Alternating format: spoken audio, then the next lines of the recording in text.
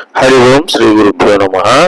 యోగ సాధక మిత్రులారా, ఈరోజు అనగా 31/3/2025 తేదీ సోమవారం ఉదయం 6:30 విజయవాడ పెనమలూరు నందు జిల్లా పరిషత్ హై స్కూలులో శ్రీ యువ యోగి గురూజీ గారు, శ్రీ మునిజన వందిత యోగి గురూజీ గారు ఉచిత యోగ శిక్షణ శిబిరం 67వ శిబిరాన్ని విజయవంతంగా నిర్వహించి ముగింపు ఆనంద మహోత్సవానికి నన్ను ఆహ్వానించిన మేరకు అక్కడికి వెళ్ళి ఆ కార్యక్రమంలో పాల్గొని గురువుగారి ప్రసంగం అనంతరం నేను కూడా ప్రసంగించడం జరిగింది.